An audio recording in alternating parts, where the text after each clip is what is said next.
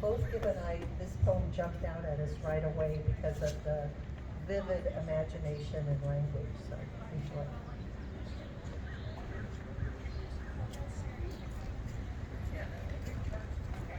Black-eyed yellow fish being served on a white dish.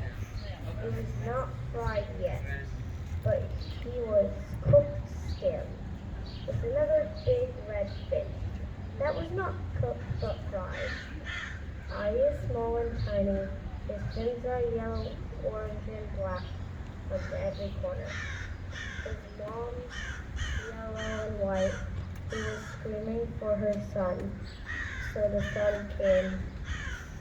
The ocean was evaporated, world running down, the fried fish got cooked.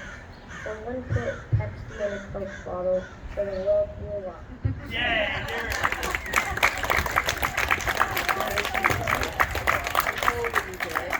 Galileo Berenstein for his poem, My Life is an Era So Lovely.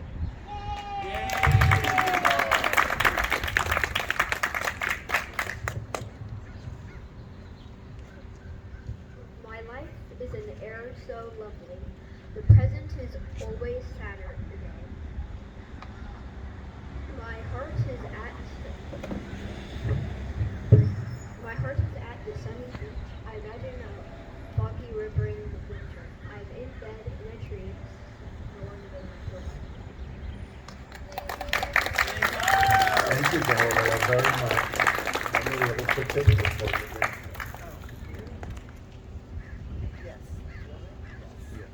Congratulations, Galileo. And I'd like to introduce Hal Price right now. Hal Price is a volunteer poetry instructor for Carpinteria Schools and on behalf of the Art Center. Hal offered poetry lessons to all Carpinteria schools, visited Catalina, Carpinteria Family School, and Howard School to share his love of poetry with the students. And Hal, thank you very much for all of your efforts.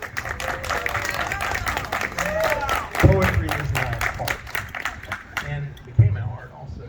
So I used to do this before COVID came, and it just kind of disappeared for a while. I'm like, guys, when are we going to do this again? I got to get back to the school. So Lana here invited me to go How I Make Money as an author writing poetry, and got to participate with a lot of these kids, and you know, several of them really well. But I wanted to thank Christy Guerrero in the second grade at Catalina for inviting me, and Angela White's kindergarten group at the family school, Francine Trun at the Park Valley, Park Family, Jan Silk, and Sharon Reed in the third grade here also.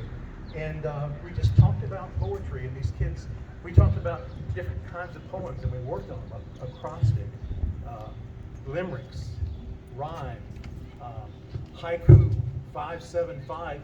I had never done any of these, so they forced me to go write these poems, and the one that I wrote did pretty good later on today. So thank you guys for forcing an old man who liked to rhyme and do things in a different way to think outside of my old box. So thank you very much. I appreciate you guys. Yeah. Am I doing that one? You're doing that. Just the winner, right? Let's see here.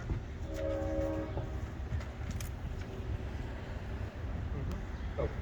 Jenna Jenkins was the team judge, but she had to leave town, and for a death in the family, so our prayers were brought through to her. She said she was delighted by the amazing young talent and was honored to be a part of the poetry contest.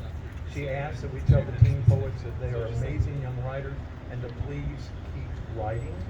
So now it's my honor to introduce our teen winner, right? Chloe Avila Martin is going to read her poem called Mars Armadillo. Mars, take it away. This is yours.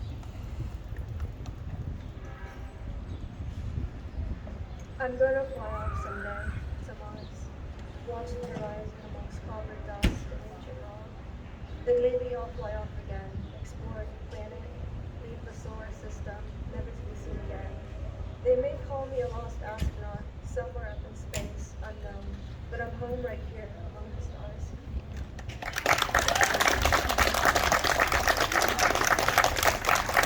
Thank you very much. the last line of this deceptively simple poem that faithfully transcribes and then seamlessly combines a handful of young voices guilelessly offering their teacher glimpses of their own personal world, past, present, and future, stealthily grabs you and won't leave you. A mark of what the best lines of poetry, perfectly placed, can do. Crystal Marshall, are you here? Yes. Okay, she will read what my students said to me. What my students said to me. Who says the very first word in the world? I say Sagittarius just for fun. By the way, I'm a frog, and here's an orphan. What's your favorite kind of firework? Dead bee alert, dead bee alert. I only saw my grandmother once. When was drawing invented? I want to learn about Alcatraz and where words come from. I learned it's hard to run with cotton candy in your mouth. My dad has glasses and has had many broken bones. Why do numbers go to 1 billion? How do we get emotions? Where do satellites go? You love us, right? You love us, right?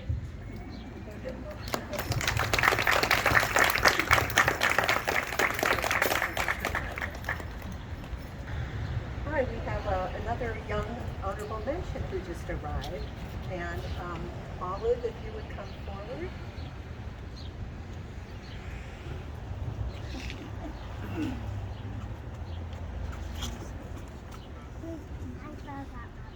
I got it. Hi, Olive.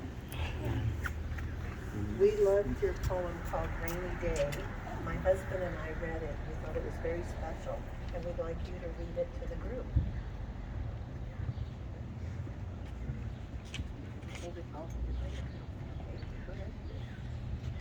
Me and my kitty were on a walk on a rainy day. Kitty used its tail as an umbrella to keep the rain away.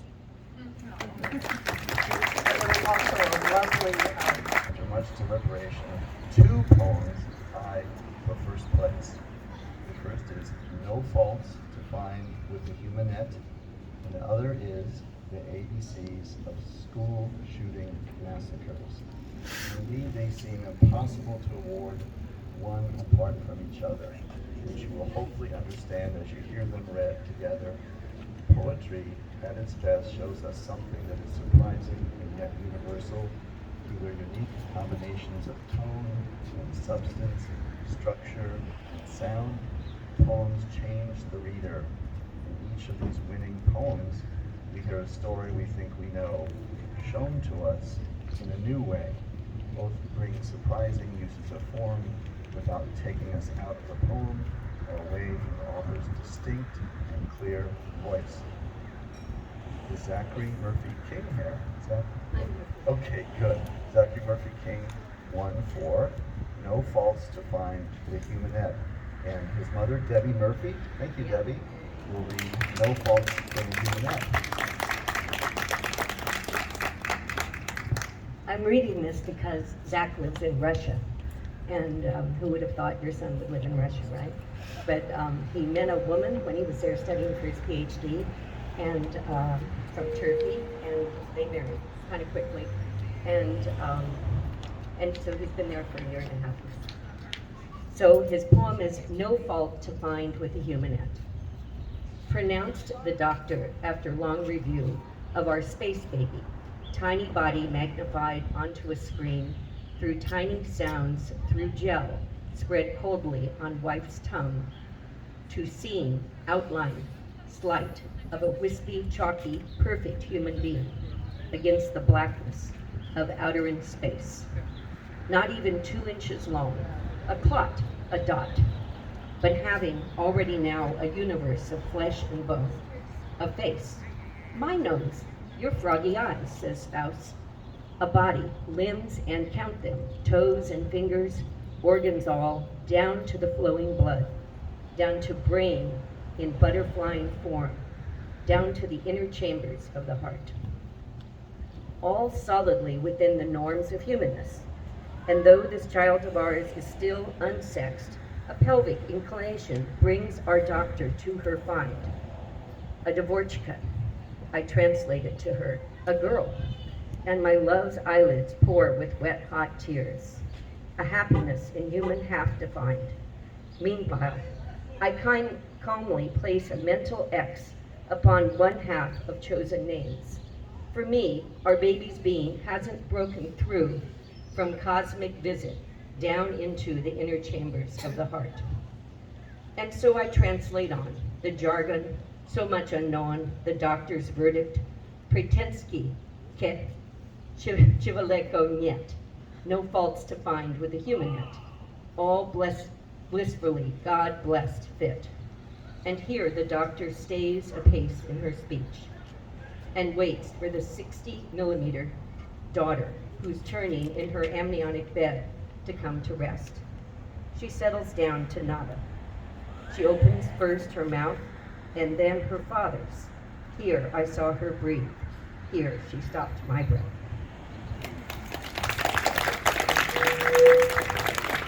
Debbie, congratulations to your son. Dr. Christina Gessler chose the second first place winner, and that person is familiar to the Art Center and to the community. Hal Price won for ABCs of School Shooting Massacres. Hal, congratulations. Thank you. I've been doing these for the last 7 years, and except for when we had COVID. And I've always written uplifting, happy, insightful, spiritual poems. But I knew I was going into the classrooms this year to start working with the kids, and they were teaching me how to write in different ways.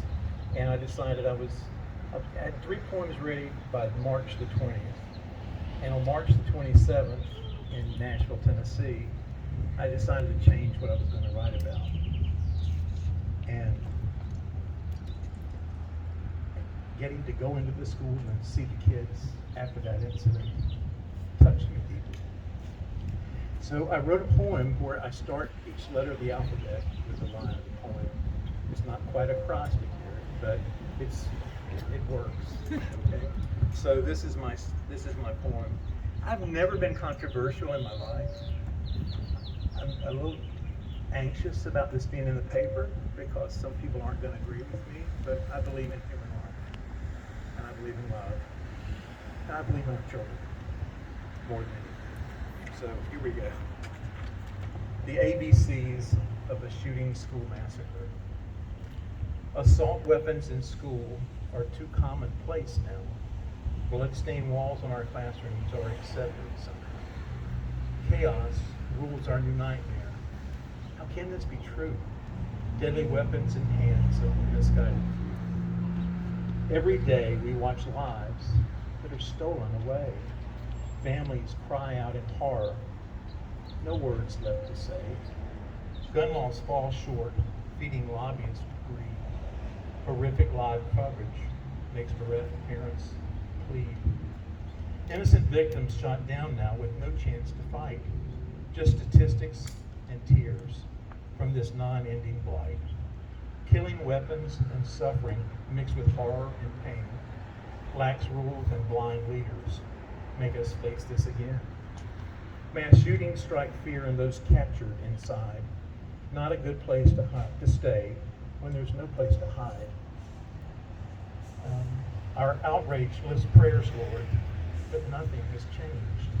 Precious lives lost in seconds due to minds half deranged.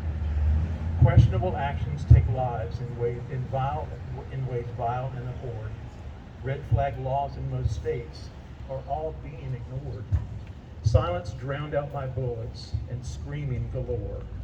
Teachers shielding their students with harsh cries of no more. Unbearable pain felt by those left behind. Violence selfishly planned in this hideous crime. Wiping tears from shocked faces, normalcy under attack. Xenophobic crude actions, yet weak leaders sit back. Yearning for a long life for each boy. I'm sorry, I'm seeing you crying, I'm gonna cry. yearning for a long life for each boy and each girl. Zealots, lay down your weapons. Let us pray for our world. Recent studies by Centers of Disease Control and Prevention now verify that guns are the leading cause of death in the United States among kids and teens. We can't do this. Amen.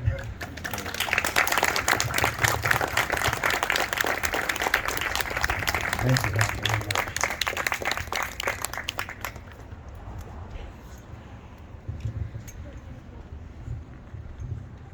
The Art Center asked if I would find a poem that I thought was appropriate. And I did. And my wife insists that I tell you how I found it. I looked in I have a few literary journals around the house, and I didn't find anything that was appropriate. So I went to Google, and I put summer, and I found a really lovely poem by Rita Dove, who was born in 1952, and she was the American Poet Laureate from 1993 to 1995. It's appropriate for summer because it's called Vacation. I love the hour before takeoff, that stretch of no time, no home, but the gray vinyl seats linked like unfolding paper dolls. Soon we shall be summoned to the gate. Soon enough there'll be the clumsy procedure of row numbers and perforated stubs. But for now I can look at these ragtag nuclear families with their cooing and bickering, or the healed bachelorette trying to ignore a baby's wail, and the baby's exhausted mother waiting to be called up early, while the athlete, one monstrous hand asleep on his duffel bag, listens, perched like a seal trained for the plunge. Even the lone executive who has wandered this far into summer with his lasered itinerary, briefcase knocking his knees, even he has worked for the pleasure of bearing no more than a scrap of himself into this hall. He'll dine out, she'll sleep late, he'll let the sun burn them happy all morning, a little hope, a little whimsy, before the loudspeaker blurts, and we leap up to become flight 828, now boarding at gate 17. That's Rita Dove, and the poem is called Vacation. David Cowtrell, this is David Cowtrell.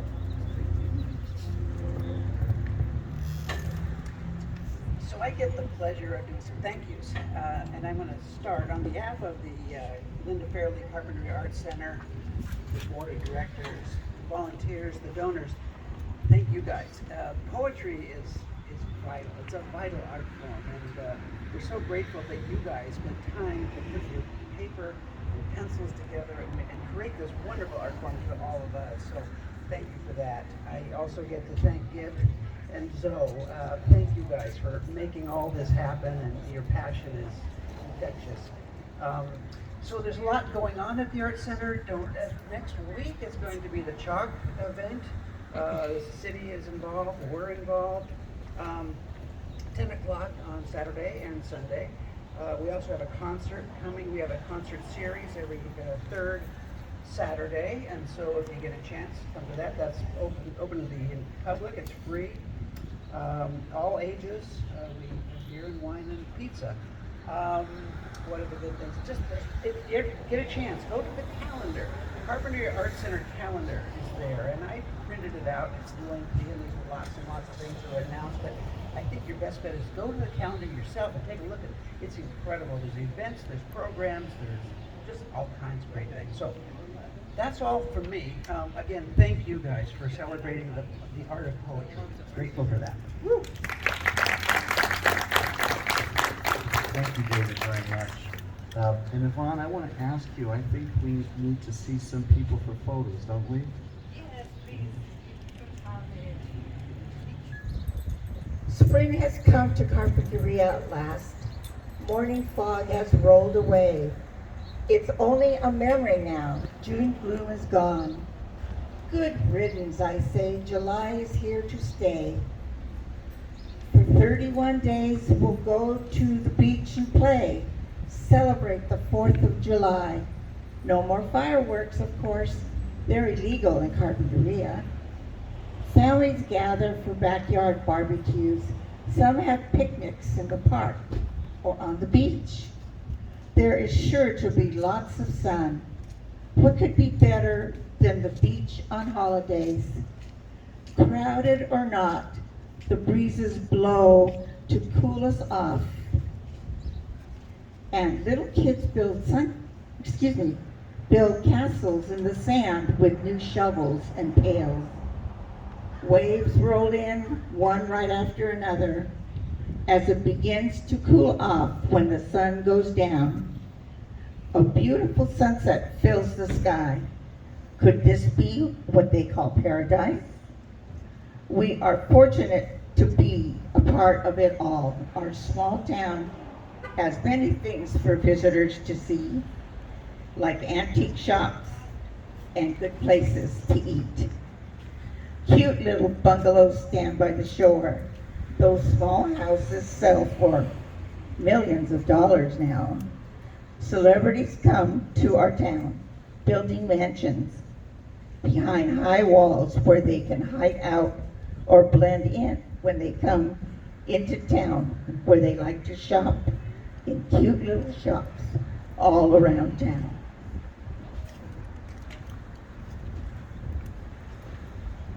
As you walk down Linden, the main street is town. People say hello whether they know you or not. I've never been to a friendlier town. The welcome mat is always out to everyone who visits our town. You will feel it as you go down Linden Avenue. There is a new art center recently built with fundraisers and donations. People are very generous in this town. You won't want to miss the History Museum, filled with antiquities found in Carpinteria and the surrounding area. The small town parade is fun to watch on the 4th of July when the high school band marches by and tiny tots from the preschool are thrilled to be in the parade. You might even see the town's mayor waving from the fire truck. Whatever you do, have a good time in our town that we call paradise.